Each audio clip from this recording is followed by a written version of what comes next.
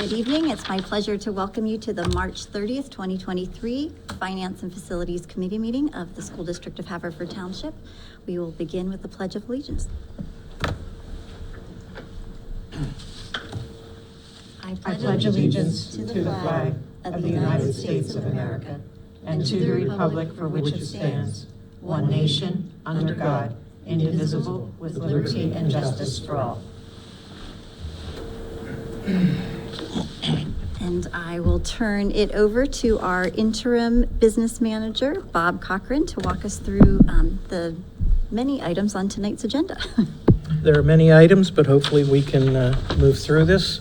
The first one is a report from our construction manager, Ken Matthews, on the project manager with CB development, and where the projects are standing. Hello, everyone. Good evening. Good evening. All right. So not a lot to go through, but Linwood, really nothing's changed financially. It's kind of where it's been over the past few months. The only item left to complete is the final paperwork has been submitted to close out the NPDES permit with County Conservation.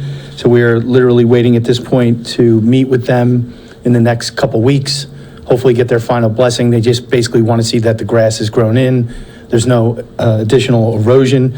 We'll get their final sign off of that, and then we'll send that to the township and get the township's official final certificate of occupancy for the project. So hopefully that happens in the next few weeks, and we're reporting next month that it's closed out.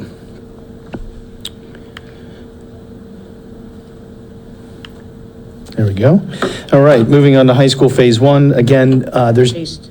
That's two up there. my goodness, I got to get my There you time. go. I just That's had my one. eyes checked too. Thank you. High school phase one, there's nothing new. The project's essentially closed out. They actually had to come back and do a repair of a pipe, which they completed a week and a half ago. That was actually sloped a little backwards as part of the final closeout, along with phase two, because it was one site project. They weren't separate site projects. But as far as financially, the budget's been closed. All that contingency was moved to the high school phase two project, which we'll move into that. So high school phase two, nothing's changed there financially. It's been the same. The project is just about closed out. There's a little bit of invoicing left to do. We do have, the electrician has a part that is taking months and months and months to finish up the fitness center audio-visual work, which hopefully is coming in June. So that will be done right at the end of school, unfortunately. But that's one of the last items. The general contractor has just about wrapped up all their work. And the same as Linwood, we'll be submitting, the final paperwork for the MPDES permit to get that closed out. All punch list items have essentially been completed at this point, and we'll have a final inspection with County Conservation. Hopefully we should be able to have it in April or May. It might take till May, and we'll be able to get high school phase two closed out and then get final township sign off of that. Any questions on those first couple? And moving on to Chatham Park, the climate control project. There's just been a small amount of billing by the general contractor, so that's really the only thing that's changed financially. You can see contingency still holding at $197,000. So you're about, 60-ish%, 70% billed for the project. Right now, there's not a lot going on other than next week, we'll be starting up the new chiller finally, so they'll be out to do that. And then once we confirm everything's running and working properly, then we were talking with JR, he can start pulling out the window air conditioners and finally have, the full climate control just for the phase one area that's been complete. And then phase two is still on schedule to be done this summer. So they have done a little bit of work toward that. And then come the end of school, they'll go into the last 17 classrooms and get them finalized. There is one minor cost item. It's not a change order to a contractor, but there's a crawl space. There's probably 3,000 linear feet of crawl space underneath Chatham. and there's some work that's done down there, needs to be done down there that was part of an add alternate to Dolan's contract to rip out some old piping and put some new hangers in to make sure we don't have any collapses like had happened in the past. So we do need an abatement contractor to come in. There's some transite panels in there that need to be addressed in a couple locations. So that will be a $2,800 item that will be taken care of. Any questions with Chatham? I was just trying to think, I think it's been like 5 years ago that we started talking about this project. Oh, but yes, between Linwood and everything else is 2017. So almost The initial six. study was done, and then, yeah, Linwood was bid in 2019. So yeah, it's been a long process. It's hard to believe. Time's flying, unfortunately. And I also, interpreted you turning on the chillers to mean like, oh, warm weather's coming, like, because after Yes. spring break, and you're saying it's going to be warm enough to turn on the AC. Yeah, the chillers come on, anything over 65 degrees, chillers are activated to come on, because usually that's the set point that you start with. So, yeah, it's hard to believe. I mean, it's going to be 70 degrees tomorrow, so. So instead of hearing about the heat over there, JR, we might be hearing about it's too chilly. Well, so that's part of, the commissioning agent that, has been hired. Check that. Is it meeting all those set points? Is it doing what it's supposed to do? So that's exactly what will be checked as they start it up and go through that process. We're finishing these up just in time to start looking at the next one. So, like I said, Yeah. it's an old house. You fix one thing, something else happens. That's right. So then moving on to Coopertown, there are two change orders this evening for Coopertown. One is in the original classroom wing, so if you're looking at the front of the building, the whole wing to the right where the kindergarten classrooms are, the engineer had put on the drawings reusing existing pipe mains down the center of the hallway. They in fact do not exist. After the contractor went in there to start doing their second shift work and exploratory work, it was not fed that way, so it really needs to be done this way for the future of the building, for maintenance, et cetera. So working with JR and the design team, it's clearly the right thing to do. So it is some new pipe to run, and it's for $43,891. So we've submitted that recommendation for approval at next week's board meeting. And then the second item is a $3,408 change. The chiller, the wiring that was specified to the chiller did not work with it, so they had to change the wiring and actually add another wire, add some conduit. Luckily, it's a relatively modest price for the $3,400, so that's another recommendation that is being put up for board approval next week. Other than that, financially speaking, not much has changed. There's been a little bit of invoicing in the last month, very minimal. Contingency balance is still at $398,000. So financially, again, not much has changed. The roofing project, there's really not much going on now. They're just prepping for starting the work this summer for phase 2 of the tear off and replacement of the roof. They have been doing some second shift work there at night, which most of that's wrapped up. The electrician's doing a little bit. And again, similar to Coopertown, they're starting the chiller on the same day next week. So that will be up and running. So that is everything for this evening. Do you have any other questions? I don't see any, thank you. All right, great, thank you. And our next action meeting is the 13th of April. So that's when the change orders will appear? Isn't it normally the second? Spring break week. Oh, spring break, I'm sorry. Forgot about that. So yes, that would be the meeting for the approval of those. Yeah. Okay. So the recommendation letters have been submitted. Great, thank you. Thank you. Thank you, Ken. The next item on the agenda is a presentation by Kevin DiPoalo, Transportation Director, on the status of the bus fleet and transportation overall. Kevin? Good evening, everyone. Thank you for allowing me to present on behalf of the Transportation Department. Something that hasn't happened in a few years, really since pre-COVID, and something that I always enjoyed. My predecessor, George Rampin, would do a State of the Fleet address to the school board. So here's my first transportation annual update for the 22-23 school year. For those of you that don't know, just a little bit about us and where we're located, our bus park, 50 Hilltop Road, off Old Westchester Pike behind Barnaby's, where the Township Recycling Center is. Feel free to stop down anytime. We'll welcome you. I know JR will welcome you on the maintenance side of things. Find parking. Yeah, if you can find parking, I would strongly suggest showing up between about 9:30 and maybe 1 o'clock or so. Anything other than that, it gets a little chaotic down there. Time next week? Anytime next week. Yeah, absolutely. I thought you were going to say bring the donuts. Transported students, we're looking at over 720,000 miles traveled this year, to 132 school locations transported. That'll actually be upgraded to 133, I believe, in a few weeks. That's all within the 10-mile radius. Eligible transported students daily, we're looking at 4,865. That's every student who is, eligible for transportation. District-wide, of course. 54 AM routes, 12 midday routes, and 56 PM routes. A little bit about our fleet. You'll see in green, to date, we are at 36 propane alternative fuel-powered buses.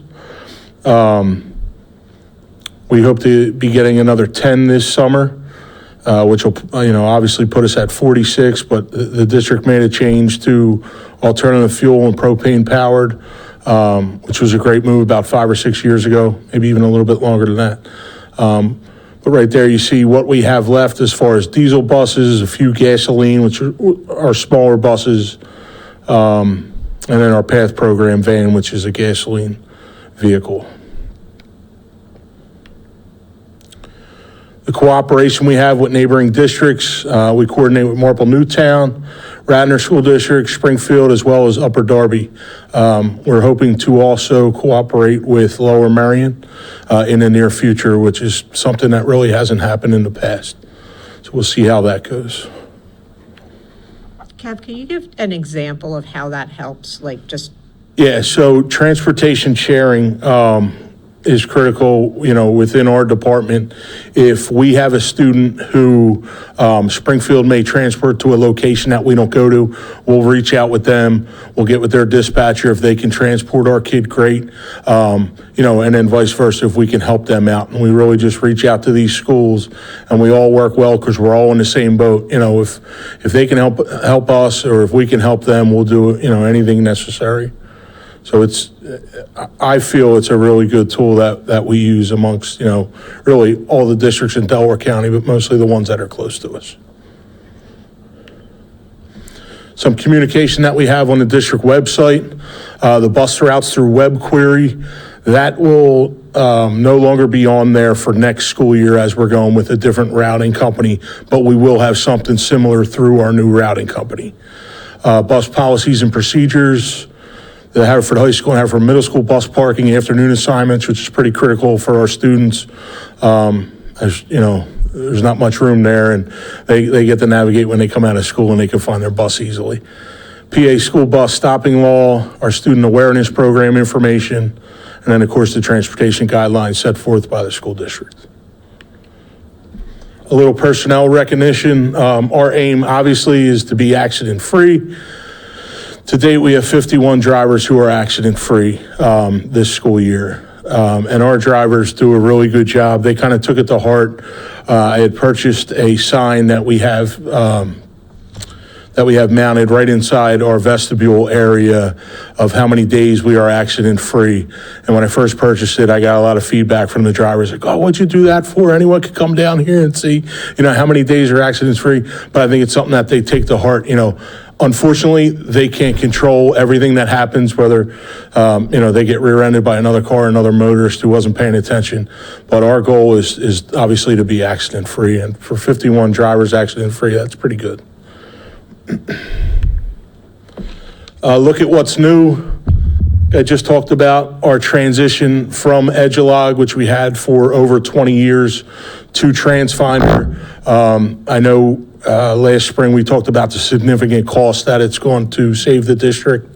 We are in a year-long process right now. We actually turned over our current school year routes to TransFinder in the beginning of October. They then build our morning runs, turned it back over to us. We were able to build our midday and our PM runs, and we're going through a training 1 day a week since the end of November, and that'll continue until June. We'll have a soft opening with TransFinder for our ESY routes. And then, of course, next school year will be our first year with TransFinder. It's going really well so far. They've been really supportive of us, answering really any question that we need. So it's going to be a really good transition for the district. Like I said, we're hoping to get 10 2024 next generation propane-powered school buses, all alternative fuel. And we're hoping to have that approved shortly. Something that I don't think was brought up, this was done a few summers ago. We upgraded our two-way radio communication system in all our school buses as well as our maintenance vehicles. We had an older system that was in place. We were able to get a good contract and working with Motorola, and we have every bus in the entire fleet as well as maintenance upgraded. Our collaboration with the TSA, this is just a little packet that the TSA gives us, and they gave us this packet really, I guess it was towards the end of February. We always do certain exercises with the TSA throughout the school year. They always speak at our back to school meeting. It's a good collaboration that we have with them in terms of to make sure that our drivers are doing their pre-trip and post-trip inspections.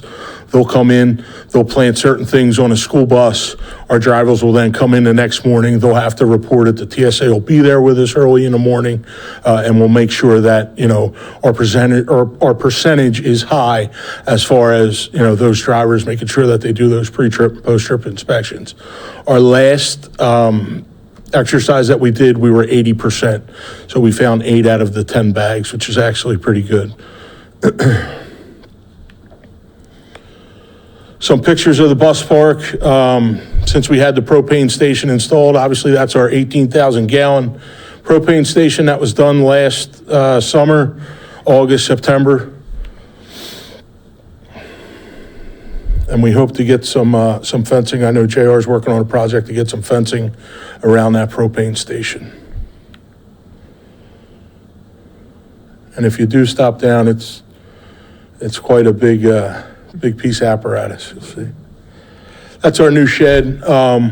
We use that to store a lot of our seating that we may take out of some of our handicap buses. It's good for storage. We really can store anything, seatbelts, whatever we need in those buses, we're able to store some stuff in there. So that was good to have. It replaced a Connex trailer that may have been 40 years old and was pretty rusted and out of date. A little bit of extra parking that we have this school year. We're able to put some of our smaller school buses in those spots. We did move the snow blower a little bit forward. Fortunately or unfortunately, we didn't have to use it this school year. So it's a good piece of equipment that we have, to clean the tops of those buses off.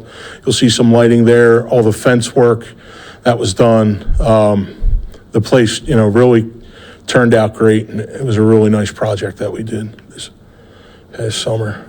Mm-hmm. Looks great. If you guys can recall some of the pictures that JR had presented about the fence line and where some of the buses had kind of backed up into the fence, there's actually a curb line now behind the rear wheels of the bus where we are going to have that little bit of gap. So, the drivers can better judge that and not hit the fence and destroy the fence. And that's kind of what we're looking at right there. There's a few of our newer propane-powered buses. The green bird is the signal, right? Exactly. The green bird is the signal, yeah. Any green bird that you see on top there is a propane-powered. A black bird is a diesel-powered. It's amazing how many buses you fit on Yeah, that lot. it really is. You know, it's tight. It's tight getting in and out of there, but our drivers do an incredible job of, especially late at night with some sports events and stuff like that. Which you know, it also helps that we have the new lighting system in place along the whole parking area, because that's just beneficial to them at night. One thing that's not in this presentation that I would like to point out is we are actively looking into our in-bus school bus cameras. We're hoping to get them on a Wi-Fi system. Currently, you have to, you know, physically go to the bus, pull the SD card from the hard drive to see any kind of interior bus footage. But we are working to upgrade that. We took a look at all of our buses and their systems. They're a little bit tricky because obviously the rattling in the school bus, going over bumps and stuff like that, some wires could come loose. But we're constantly working to check those cameras and make sure that they are definitely working. So it's a project that we're looking into. I know Rob has a few of his guys. They've been down. A couple are coming down next week to work on some of the firmware and make sure that, you know, all our cameras are good in our buses. What's the time frame on the putting it on like a Wi-Fi system? I'm hoping it could be done this summer. We're still kind of getting some prices together, so. And that's pretty much everything. Thank you for all your support. You know, we really appreciate everything that you guys do for the transportation department and are always so supportive of us. Any questions? On slide 4 that had the buses, I was trying to quick add them up. I think I got 36 propane and then 34 gas and diesel. Is that right? Like, so our propane buses, So 36 propane. and then I think I added 25, 30, 31, 32, 34. Yeah, I got 34. So like that, we have a majority of our fleet is propane now? Correct. The majority of our fleet is, yeah, right now 36, so out of 70. Okay. Yep. And, you know, of course, if we get another 10 this summer, we'll be at 46, which is, you know, unbelievable. Right. And I And it- remember in prior reports, do you have a sense of how our district compares to the fleets of other ones? Like, do we have more of an investment in the propane? So we are actually comparable to North Penn right now, school district, as far as propane-powered school buses. Radnor, I believe, is right around 20 or so. But North Penn, we're really getting up there with them as far as propane-powered and alternative fuel. A lot of other districts in Delaware County haven't really jumped on board, but it's really difficult, and it's going to continue to be difficult to get diesel school buses, especially, of course, with the electric school buses coming into play. We are constantly filling out grants for anything that we could get for our school buses. We were not awarded the grant last year when we did apply for electric school buses. And that was really the first round. Okay, so we are applying for grants. Oh, yeah, absolutely. Okay, Yep. great. Yeah, and it, you know, and with the alternative fuels, hopefully, you know, they'll pick up a little bit and we will get awarded those grants. And Yeah. could you just take a moment to highlight some of the benefits of propane compared to diesel buses? Clean burning. If we idle out front of a school, you're not getting those diesel exhaust fumes. Really, some of those signs around our buildings or, you know, even at the Wawa, no idling of diesel-powered engines. You're really just burning off of vapor. We're getting better miles per gallon with the propane. You know, and it's also cost efficient as far as oil changes and stuff like that, where a diesel bus is using, you know, multiple quarts of oil, a propane bus is not using that many. And, you know, they're really lasting long for us. We may have, you know, a few issues here and there with fuel tanks, but it's really nothing compared to some of the costs that we're getting into with diesel buses and a lot of older diesel buses. So, you know, as we move forward, we're kind of phasing out those diesel buses and going with the alternative fuel, which I think is great for the school district and for the environment. Thank you. You're welcome. I was wondering, with regards to any you know, potential move to EV or kind of a blended fleet, if you will, in the future, do we have the capacity, electrical capacity at the depot to, like? As far as the electric, Yeah. I mean, is there anything additional that we have to do to kind of prep ourselves, if you will? For, I'm not, I'm not quite sure as far as engineering wise, what would need to happen. I can tell you this, Philadelphia School District, who is actually coming to our bus park tomorrow morning to check out our propane station, they were awarded 5 electric buses, and they're only able to use 1 to date. So they're sitting on 4 electric buses that, they cannot use because of the infrastructure. They're only able to power 1 of them, and they're doing it off of a welding machine as opposed to an electrical charger. So it's in the beginning phases, obviously. Do I think it will be there in the years to come? Absolutely. But, Would it help us with like any future grants to start to prep that infrastructure to get to get a station or get a spot where we can charge them or not? I'm trying to think ahead a little bit. Yeah, sure. I think we would have to look into it as far as from electrical engineering perspective, and really see, what's available, what we have down there now, and then what would need to have happen. Yeah. I have a neighbor who's brought to my attention a couple of times where cars are going past the traffic arms. Yeah. Yep.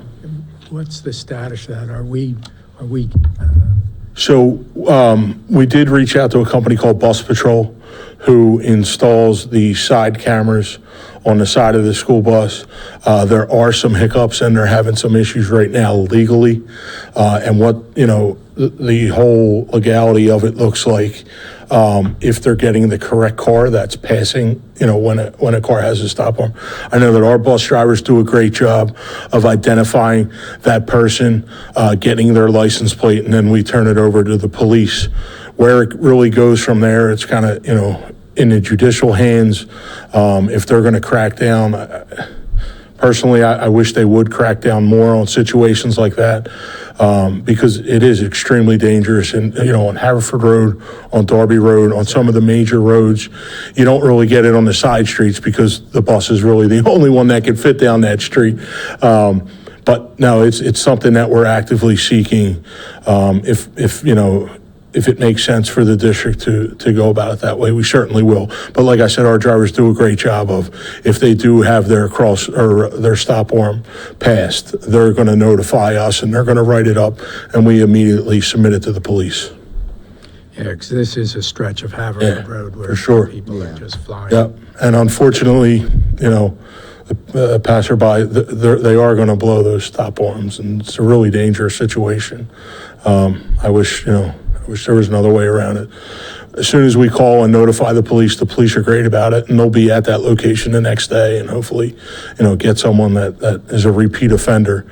But we definitely do notify them and go about it the legal way. I'm just curious, not that this is your, area of responsibility, but do the police then send citations to the people? They do. Yeah, and then of course, they'll have to represent themselves in the court of law, and really what happens from that standpoint is out of the police's hands, really. But maybe do you want to take this opportunity to remind the community, like what happens when a bus approaches the stop, like the arm goes out with the stop, the lights go off, what's the appropriate driver response? Yeah, so our drivers are constantly putting on their ambers when they're approaching the stop, and then of course they're putting their red lights on, and the stop arm is coming out to make sure that any passerby has to come to a complete stop and not pass the school bus. It's extremely dangerous. It puts children's lives at hands. I mean, mom or dad or a sibling could be standing there waiting for a student in a car to go right by and just blow the stop sign is unacceptable. So it's the oncoming traffic and obviously Correct. the car behind. To the car behind, yeah. Or even in some terrible situations, the car may come to the right of the school bus where the door is, and that's obviously the most dangerous. And that's obviously on undivided roads. Correct. A road Correct. like Darby, where there's exactly Haverford Road, Darby Road. But they're the most difficult roads. Yep. we always like getting the state of the fleet. Sure. And hearing about the investment, and it always boggles my mind how many miles and schools Yeah. the district services. Yeah, you don't really think of just our kids. I mean, it's every kid that resides in Haverford Township and that 10-mile radius. So it's definitely a lot of students, but we're able to transport them. And like I said, our drivers and our bus assistants are the best around, and they love what they do.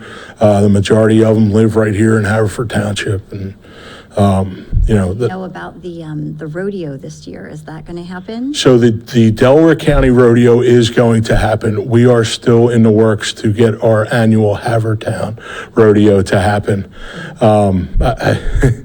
It's definitely in the process, and our drivers, they really just started bringing it up. But the Delaware County Rodeo is happening, I believe, towards the end of May, but I can get an exact The date. last year we did our local Correct. one, but then the other ones. Right, we do our local, and then Delaware County has their rodeo. Unfortunately, the state did not have their rodeo, but we were represented by 4 or 5 drivers at the Delaware County Rodeo. And of course, one of our drivers came in first place. It was on a Saturday, and it was in a downpour, so they had to battle some elements besides the course that they had to navigate around. It's a great event, and I Yeah. think those pictures of showing all those buses lined up so Yep. perfectly, demonstrates Yeah. a level of skill I can't imagine driving the big. Yeah, no, it's definitely a lot of skill. But, our drivers are so well trained. We have really good instructors. And, if we feel comfortable and our instructors feel comfortable, we'll get them on the road as quick as we can. We've had occasion to visit a couple of times over Yeah, the years. And, sure.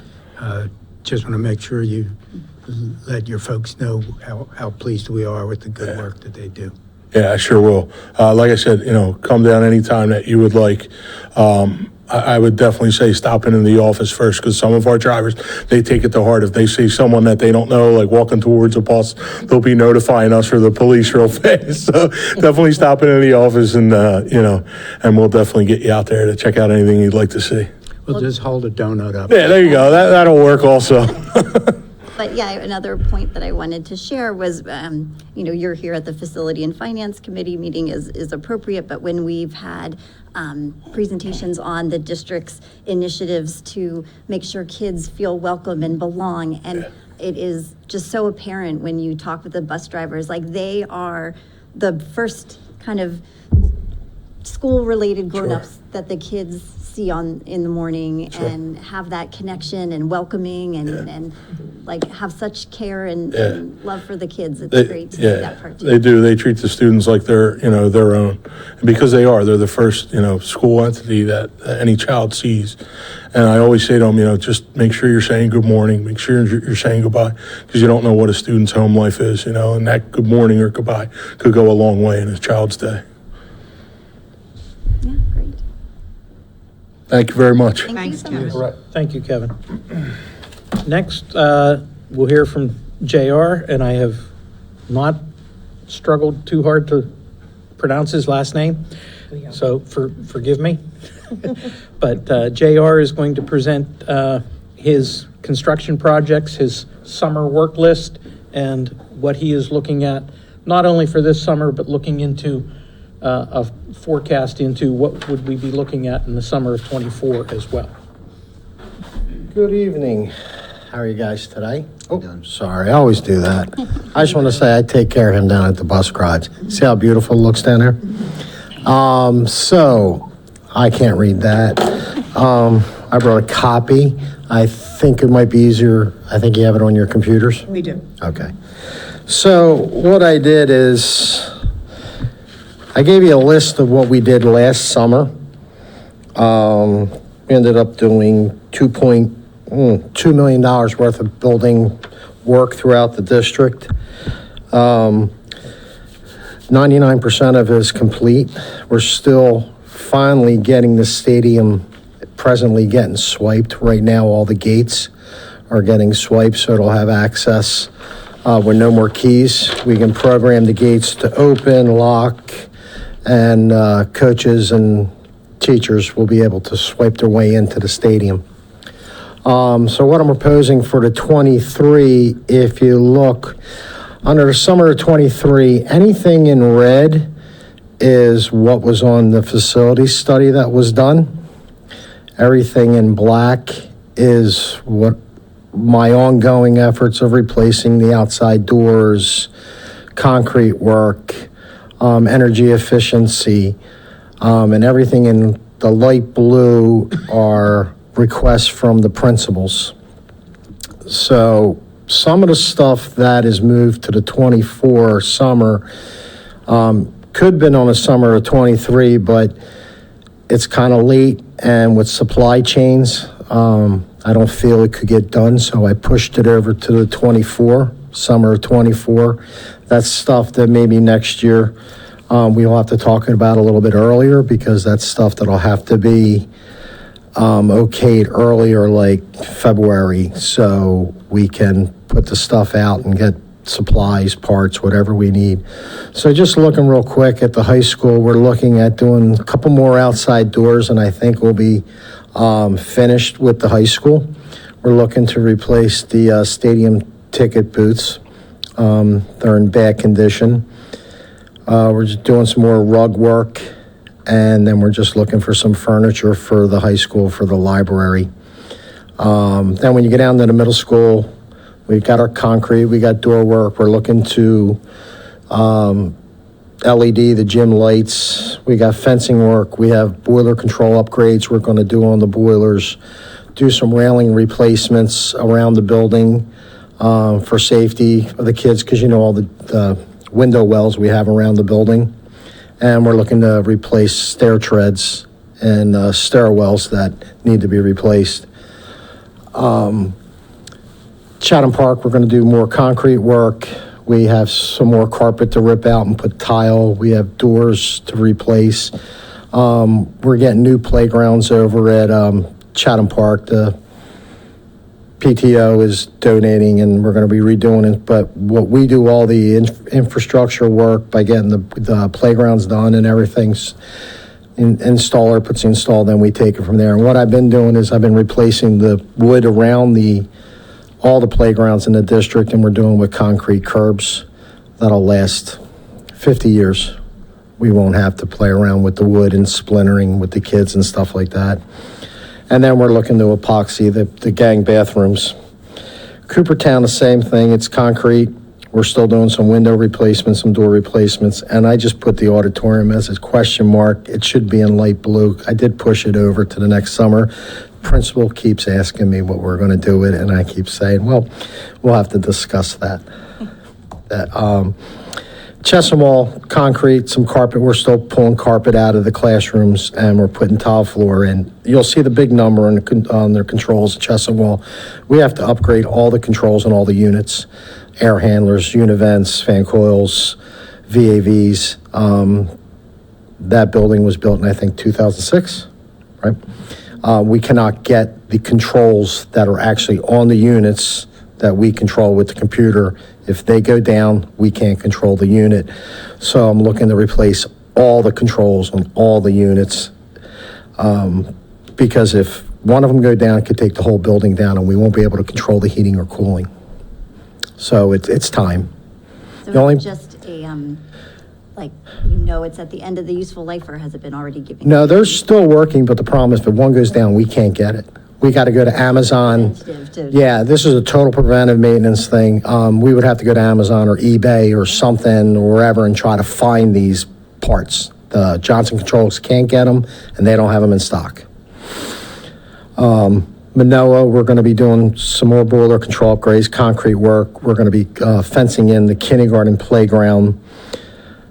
We're going to do more of the playground borders. The principal wants a concrete pad put out on the side. You know, when you pull into Manoa, on the right-hand side past the loading dock, that's where the kids all get on the buses there. So we're going to put a big concrete pad there. We're going to put footers in the ground because she's asking, they want to also put like a canopy. So when it rains, the kids are standing out there, they won't get wet. But I don't think the canopy, I can get done this year, but I can get the pad in, and then next year I put it on the 24, then we can do that. Oakmont, we're going to be installing some variable frequency drives that we actually have left over from the Chatham Park HVAC project. We're going to bring over here. We can use them here. I still have to buy one or two more. So this will be the last building that all our HVAC units will be on variable frequency drives. It's all energy efficiency. We're looking to replace all the concrete out on the front entrance, the steps, the railings and all that. It's in bad shape, and do the railings and rip them out. And there's some other stuff I have to talk to Dr. Rushi about that we want to do out there, but it'll be your guys' choice. And then the M&T building down by where me and Kevin are, we're going to fence in the propane station. I'm looking to put some parking lot poles. Now that we get the whole bus garage is all lit up, it looks great. Now I want to go up the driveway. Everybody walks down that driveway, and about four or 5 years ago, the township widened it for us, which didn't cost us anything to actually widen it. So now what I want to start doing is putting pole lights up the driveway, because everybody walks down there, down to the trail, and they bring their dogs, and, you know, at Kevin's, people start coming in at 5 o'clock in the morning, and there are people that walk at 5 o'clock in the morning. So we want to kind of light up the driveway as we go up. I don't know how far I can get, but at least I might be able to get one or two, and then next year do one or two and get that whole driveway done. And then we're also looking to replace the high school dishwasher. We got our monies out of it, but it's time. Talking to Bob to see how we can go about buying some food service equipment, and we're looking to install a new one at Chatham Park in Coopertown. Those two schools do not have one. Right now we're using, paper and styrofoam trays. So we're looking to do that. So for a total of this year, it's less than last year, $1.6 million. We're asking the board to approve. So we can go out and start cutting POs, because there will be a supply chain. Like last year, doors take 12 to 14 weeks to come in. A lot of the controls will take, 8 to 10 weeks to come in. Some of this stuff is time sensitive if we want to get started by the middle of June. And then if you want, you can look on the right side. It's the 24 summer, and it's just some of the things that some of the principals were asking, things that are on the facility study. And once again, this one, we might have to talk even early, some of these we might have to talk in January, I hate to say, because, we're looking to replace emergency generators at the high school, or you're looking at, 52 weeks. We're still waiting for our emergency generator down at our place. It's supposed to come in June, and it was ordered last May. So some of the big ticket items on the 24 summer will have to probably be talked earlier than we're talking now. Hate to push you, but it is what it is. So I'm trying to keep up with the feasibility study, and also the work that we normally do in the district to keep everything moving. Any questions?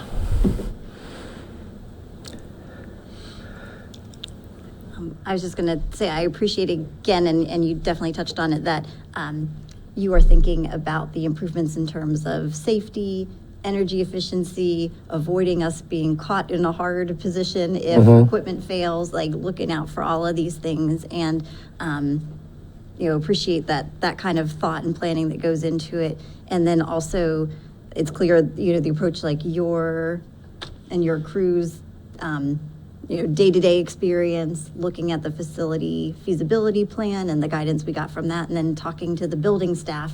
It sounds like there's a lot of good input and thought that went into this.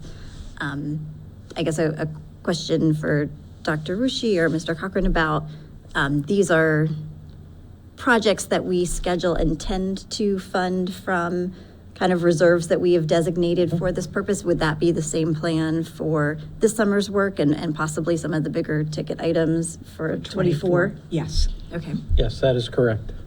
So this is not, we don't have to raise money to do this. No. These are funds in reserve that we invest in these purposes. Correct. And that's also part of the reason that JR has added this summer. Let's look at next summer as well, to start giving that long-term planning a thought to it, and there's not a surprise that, oh, well, I wished I'd have known this, that, or the other last summer.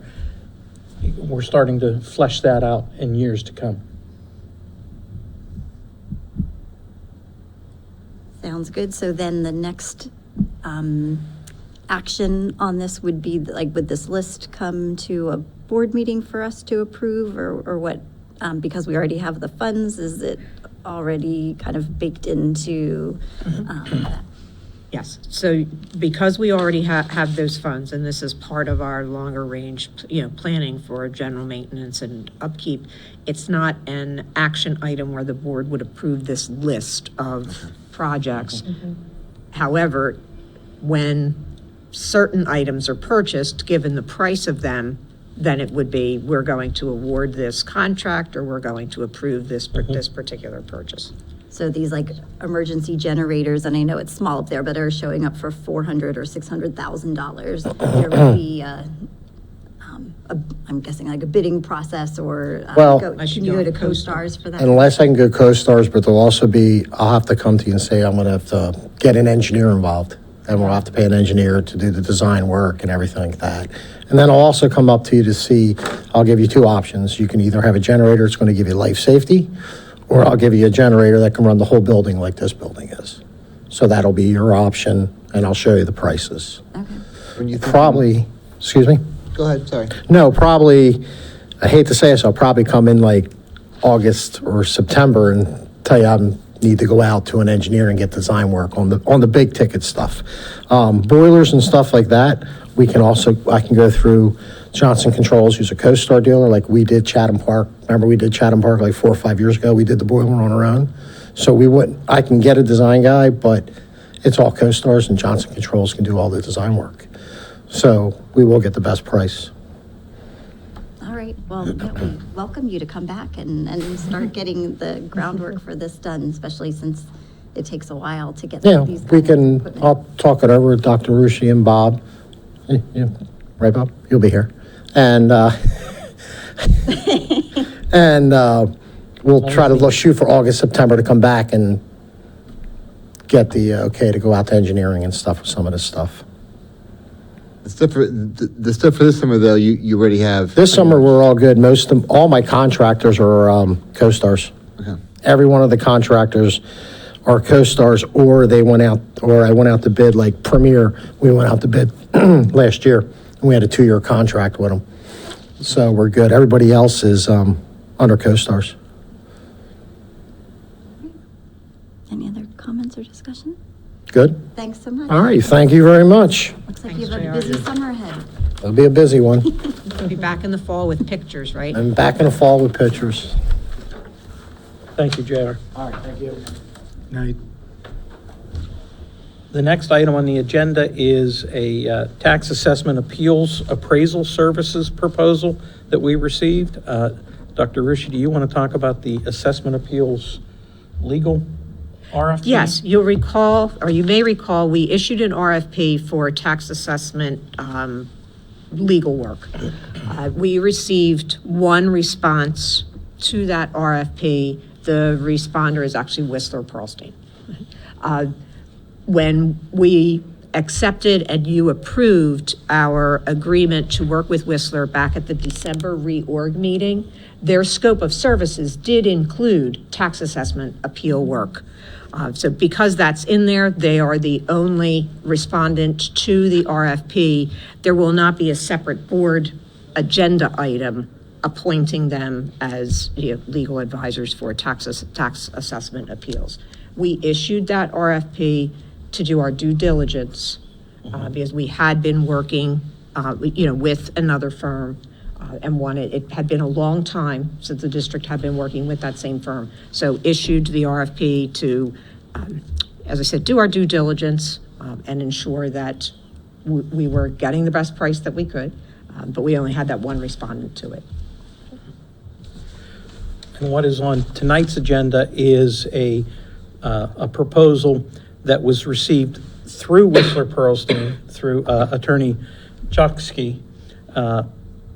They will need guidance from an appraisal organization, and they have brought this proposal to us to use Coyle Lynch and Company, who we have worked with, the school district has worked with in the past, to provide that assessment appraisal consultation. And there are 4 different levels of consultation that are included in this proposal.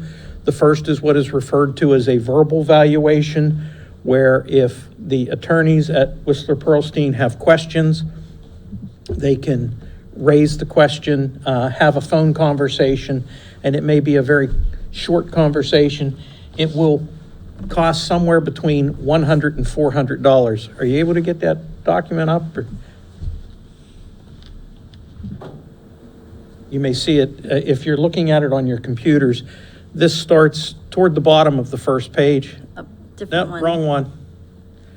It's called. This it is the starts one with word before. proposal. That's the next one. Yep. This is the only one I have for tonight, other than the presentation we just went through. Okay, you're not in Okay. board docs then. Okay. The board All right. members do have this. Thanks for looking, Will. And it Yes, is thank you. attached as Yep. public comment, Mhm. or Yes. public content, so. On board docs. People can pull that up. Yep. Yeah. So that will cost somewhere between $0 and $400 for a verbal consultation. If they need what is referred to as a restricted appraisal, and that is a restricted use, very preliminary valuation, taking more than a conversation, for a residential property, a family dwelling, single unit, that it could cost up to $600. For a commercial, industrial, or apartment property, anywhere from $1,000 to $2,500. The next level of appraisal that they will need, or could need, I should say, is what's referred to as a summary appraisal report. This is one that they can actually submit, is in sufficient detail to submit it to the tax claim or the tax assessment board, the appeals board, when they are going against an appeal, if they feel that there's a need to get to that level. Not every appeal is going to rise to that level based on dollar values and the nature of the appeal. Again, those prices are $1,000 for a residential dwelling, $2,500 for the industrial, commercial, or apartment properties. And the final is an appraisal report. It's a full-blown appraisal report that will stand the test of going into the court if a taxpayer has appealed the finding of the assessment board or the appeals board. And that is a $2,500 report for a single-family dwelling and could go anywhere from $4,000 to $10,000 for a commercial property, depending on the size of it, the nature of it, et cetera. These are very consistent with other appraisal firms. There are other firms that Whistler has worked with, and if they feel there's any issues with Coyle Lynch, they can bring us those proposals at a later date, and the board can consider them. So the intent is to have this on the April 13th agenda for the board to approve moving forward with this agreement with Coyle Lynch. Are there any questions? I agree that based on the work that I do that engages appraisals for commercial lending, these prices seem reasonable, for what we would use for my business purposes. But so I'm curious, since you said the prices are consistent, do you know what about Coyle Lynch kind of put them at the top of the list for Whistler?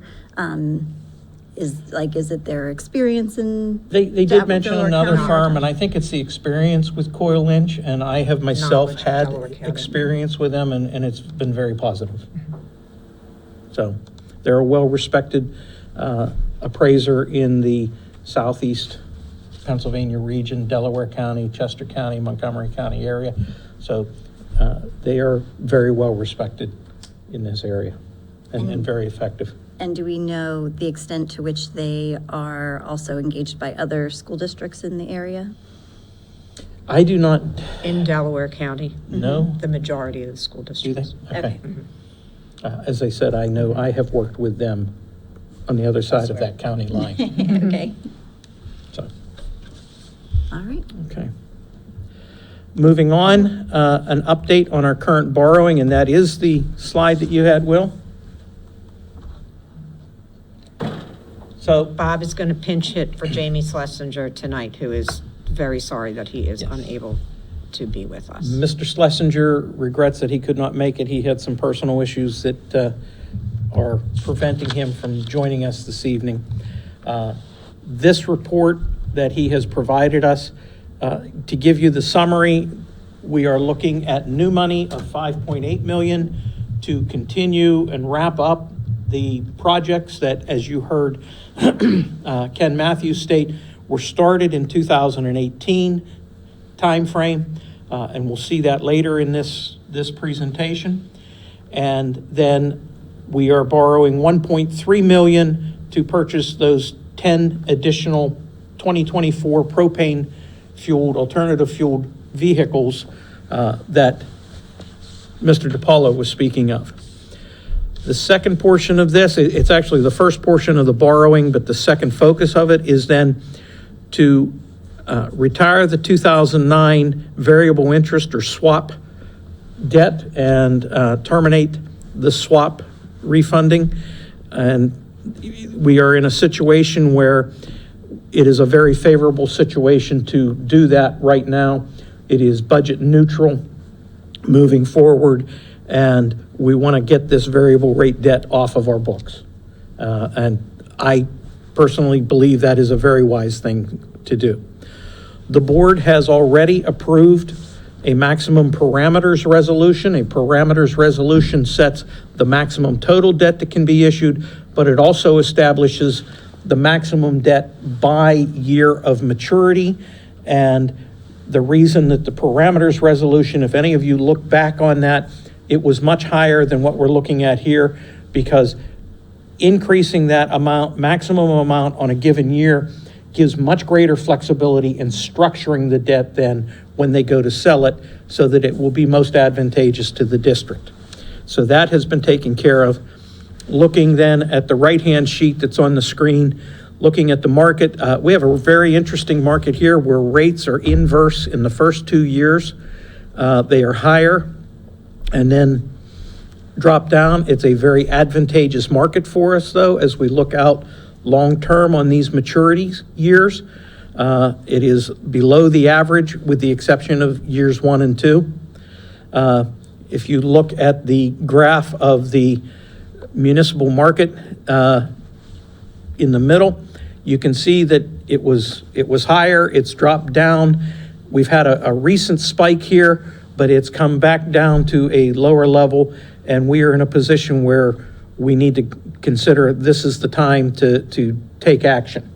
And we're seeing that with that bottom graph with a low 2.25 being that average. The next sheet,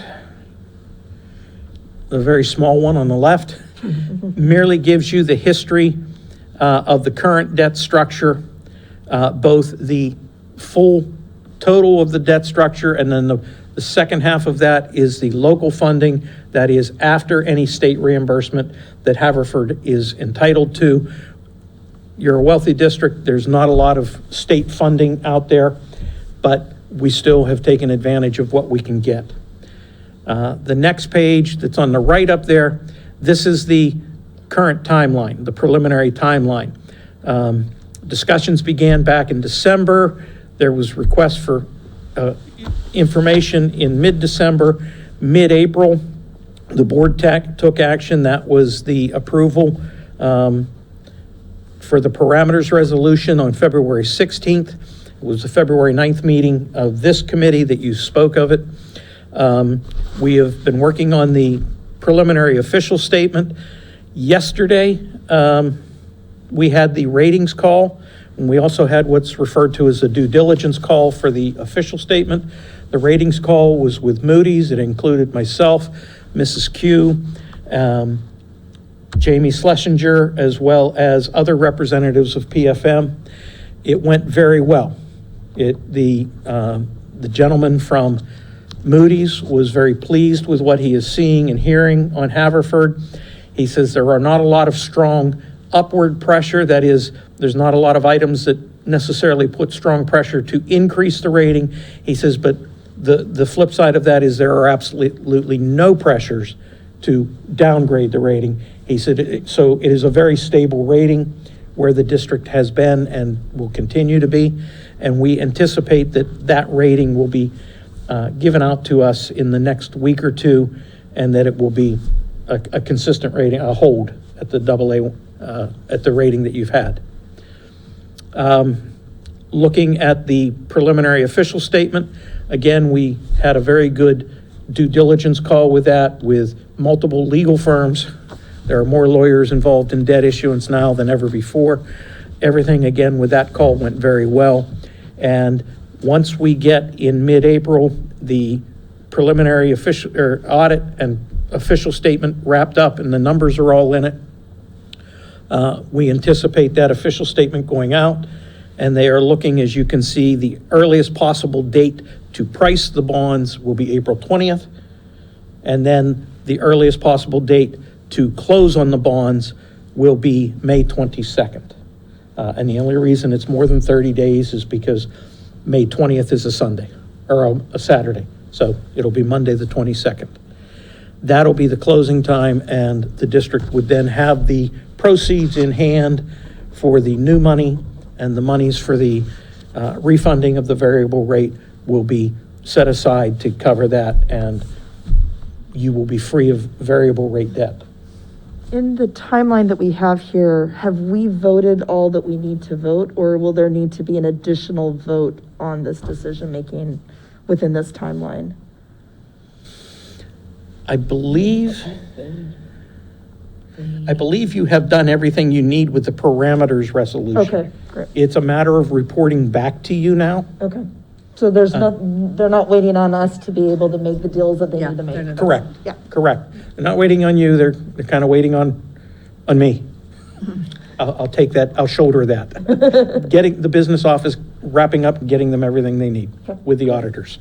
But yeah, that parameters resolution gave them that framework as long as PFM is able to identify an opportunity in the market to raise the funds that we requested with interest rates and terms that work within that range, then they can identify the opportune time to exercise that, because we've laid out that as long as it fits those parameters, that we are okay with proceeding. I understood. I just wanted to verify and make sure. Good question. The next page, it's very tiny to read unless you're myopic and are standing at the screen, but you do have it in front of you on your computers. I found this very interesting. It helped me to get an understanding of your projects that you're working on and your debt structure. You had a 10 million, roughly, local effort going with your debt back in 2018-19. That's the far left column. And began issuing new money for the projects that you are working on, had some refundings where you had savings, and how that comes across. And to do all that you have done, you have kept that at roughly a $12 million now total debt service on an annual basis. And that is a very modest growth. I commend the district for how you have structured it and set it up, and over time done these borrowings to accomplish what you have done. Some of it was obviously achieved through what's called a wraparound, but that you have still maintained a very effective, and what I would think many other districts would consider, with your budget level, a very envious debt service structure. So, and then the very last page is a disclosure by PFM. Are there any questions on the update on the financing? I bet Jamie would be proud. He did a good job going through that, yeah. Mr. Feinberg? My recollection is that at our last meeting, we approved possibly spending $4.3 million on a new property. Have we started to talk about how we're going to finance that at this point? Yeah, we haven't. We've looked at some of the options, but we haven't talked about actually issuing debt. We do have the capital projects funds, reserve funds that are in the general fund that could be used for that. And we did have Mr. Schlesinger look, and it would be between $350,000 to $390,000 a year additional debt service Okay. to finance a 4.3. Now, that's looking at it over a 15-year payback schedule and a 20-year payback schedule. So he did look at two different options. That's just a fixed rate borrowing and, fixed payment schedule. So it's not a significant chunk of money, but it's a one-time expenditure, obviously with a long-term impact and savings. So, Great, thank you. yes. He's aware, he's working on it. We're not going to Yes. surprise him. Guess what? Oh, yeah. It's not in this financing, but yes. The next item is just to give you an update on the status of the audit report. BBD CPA firm has been in for the last 5 weeks that they have been in doing audit work. They are very close to completion of that audit of the 2021-2022 fiscal year. They have some minor adjustments. They are not finding any reportable issues or any findings, if you will, that would have to be reported either in the single audit report or should be put into a management letter to the board. So the audit has gone very well. They are informing us between that and the wrapping up the annual financial report that $8 million worth of capital projects, you'll be able to add to that to help finance some of this stuff. We're looking at somewhere in the range of $3 to $4 million. He would not give me a more definitive number because he said, we're still finding one or two little entries that have to be made. And he says, I don't want to tell you 3 whatever, and then it changes and it goes up or down a little bit. We anticipate having the final, or at least a draft report, I should say, by the end of next week. At the latest, I'm going to say on Monday the 10th. We anticipate to have the report issued by April 13th. Carl Hogan, the principal with BBD, will be at the meeting on April the 13th to present the audit report and answer any questions that board members may have. And then at that meeting, we would anticipate the board accepting the audit report officially into the records. And that finalizes that process for the 21-22 school year. So as soon as we get that draft, we will get it out to the board members so that you can review it. And I would encourage you, if you have any questions on it, please don't hesitate to call me. I know Bridget is waiting for that with bated breath. I'll dig right in, right. Gotta love the people that love audits. I'm one of them, so I can say that. I think I've kept my own little spreadsheet. I spread the financials each year and look at the changes and ratios and stuff. I dig in, yeah. What you measure, you manage. So, the next item on the agenda is just to give you a status of where the 2023-24 budget is. I know Haverford, from what I have been told by Dr. Rushi and others, you are accustomed to having more presentations and information by this time in your budget process. The board has adopted a resolution to stay within the Act 1 index. That deferred the need of having, or eliminated the need, I should say, of having a preliminary budget adopted in the January timeframe. The next hurdle with the state is a May and June timeframe. Traditionally, other districts and all that I have worked for, the real heavy lifting begins in the February-March timeframe, with the presentation of numbers first coming to the board typically in early April.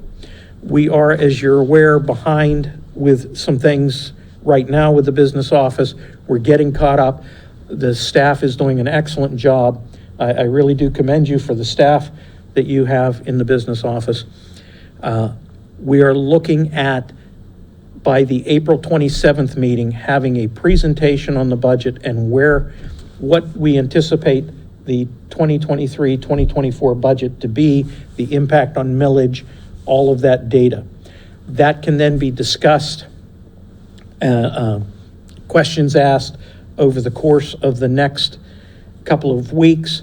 I would anticipate, with the way the state's timelines are, that at your first meeting in May, you will want to approve the proposed final budget. When you approve a proposed final budget, it's not set in stone. It can change. It can go up, it can go down.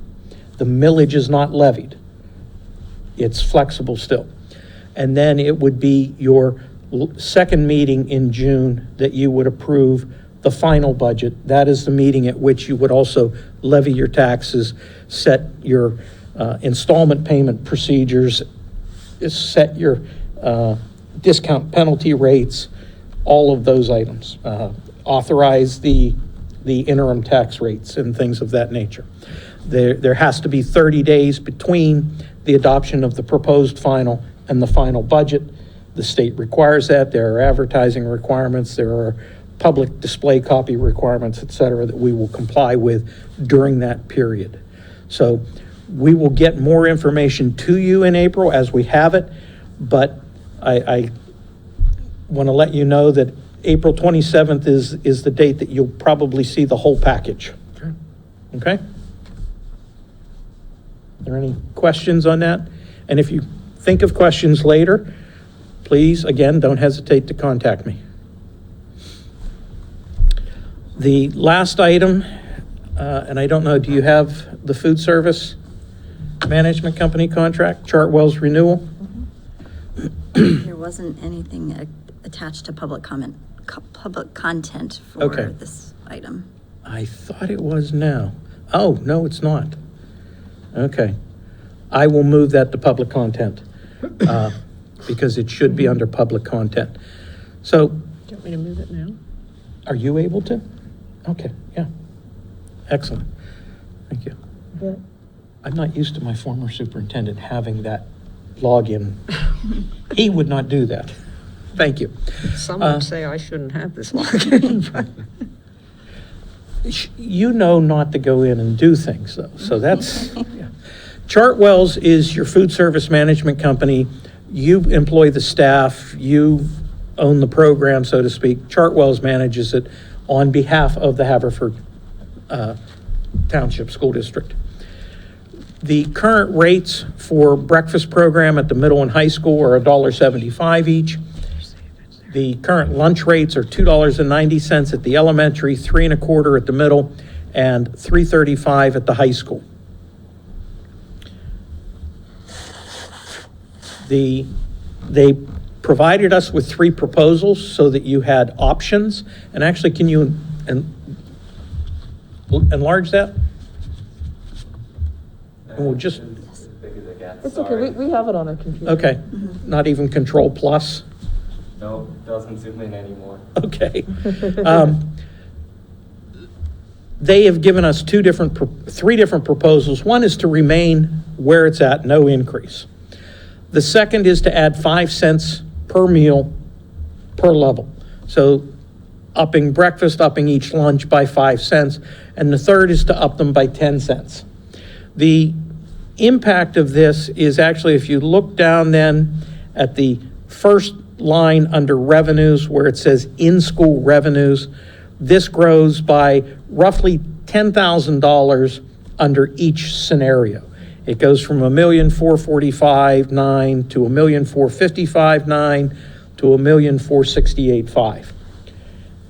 That flows then all the way down through. None of your costs change, none of your commodity usage change, nothing else deviates, and provides you with a projected surplus or profit, and we use the term profit only in the food service fund because it is an internal service fund, of $161,000 roughly with no increase, then $171,000 if you did a nickel increase, and $183,000 if you did 10 cents increase.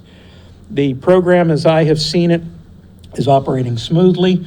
Your rates compared to neighboring districts are consistent. There are a few who are lower, who do not have the same socioeconomic background as this community, a few that are higher based on, again, socioeconomics. You're right in the pack, right where you need to be. And quite honestly, my recommendation is to not have an increase, to keep at the current rates. This is something that does need to be looked at, though, every year and considered every year. Obviously, when you adopted rates in 2019-20, nobody knew we were going to have COVID. Things totally changed. So this is a renewal with Chartwells, and if the board is in agreement with this, we will provide the paperwork to them and have this on the April 13th meeting as a ratification of the agreement so that they can get it to Harrisburg. Are there any questions on the food service operation? My kids have expressed much happiness, by the way, they weren't happy during COVID, but now they're very into the food. They actually get excited when we let them buy. So Good. Very happy. I am glad to hear that because it looks like a great program. Josh, the chef, has given me an occasional sample, including tonight, which I appreciated. That was dinner, and it's very, very well done. It's not bland institutional food. It's creative and it's tasty. So I had a couple questions. Yes. One is, I see we have the breakfast program on here for the middle and high school, and this is for next year, right?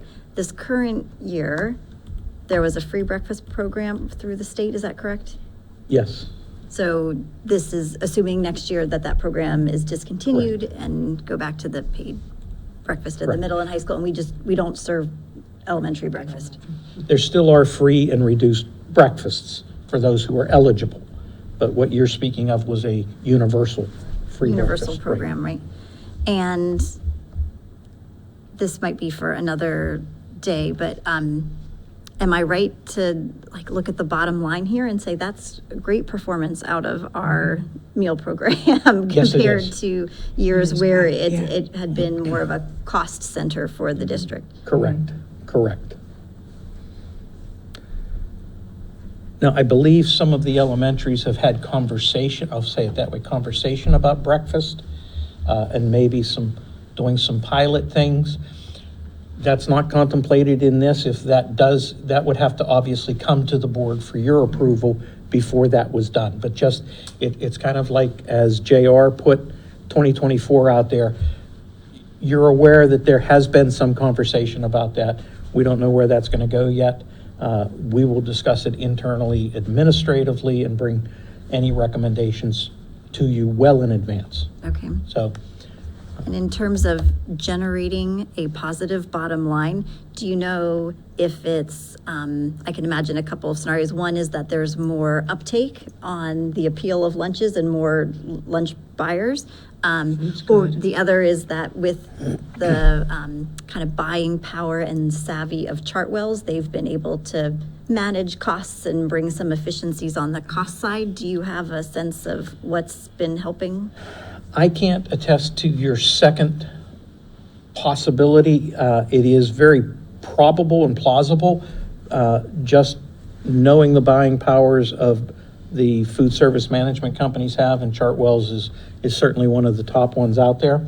I have not seen your history to be able to address that, but I can say, as I mentioned earlier, from what I've observed, even being over at the high school earlier this week, for other issues, going through the kitchen and that area, the enthusiasm that the students seem to have for the food that is being served, for the variety that is there, the way that the Chartwells is trying new things and expanding palates, students' palates and interest. I think that is really what is helping to drive you to a successful program. And that's what I have seen in other districts that drives to a successful program. If you're just serving the hamburgers and the hot dogs and the pizza every Thursday, it doesn't necessarily drive the revenue. But if you have a good variety of a type A lunch, sure, you have those things as, oh, that's all you want? Go ahead, you can have that, but look what these guys are getting. Right. And that helps to drive it. And as Mr. Schwartz said about his own kids getting enthused about it, I don't even know what age your kids are, but, 7 and 14. I'm Yeah. surprised that they eat the food too, but they dig it. if they're doing it in elementary and middle school, it carries through for the rest of their school career. And it's very positive. I just had one question, and maybe this isn't the right time in the meeting. I probably should have brought it up earlier. But I believe JR mentioned this, that we're looking for additional food service facilities in some of the schools to allow for getting back to the plastic trays and away from the single-use dishwashers. And that's over at Chatham Park in Coopertown, that if we can get those dishwashers, they can move to the. And we can get rid of the single-use plastic trays, okay. And the high school is in need of having its replaced. It's at end of life. Okay. And those were on the, They're for next summer. Next They're summer. for summer of 23. Yeah. this summer? For This okay. summer. Yes, sir. All right. Okay. Any other questions on the food service? So we will execute these documents and have it on the 13th for ratification. Okay. Dr. Rushi, that's all that I have. All right. You wanna do that? Just a reminder, this evening's meeting was we rescheduled the meeting that was supposed to occur earlier in March. With that being said, our April meeting is scheduled for Tuesday, April 11th. And it's at that meeting where we will continue our discussion of the facilities feasibility study, the identified needs that were in that study. So that'll be the primary focus. I'm sure there'll be a few other things that might come up on the agenda, but the primary focus of the agenda is the facilities feasibility study, identified needs. And there is a time on our agenda for public comment, but I am seeing that no one has availed themselves of the opportunity to join us live in person in the Oakmont building tonight. They're probably all watching at home, on our recorded version, but the meeting on April 11th, perhaps we will have folks join us. So with that, our business is concluded and the meeting is adjourned. Thank you. Thank you. Thank you. Thanks, Bob. Thank you, yeah.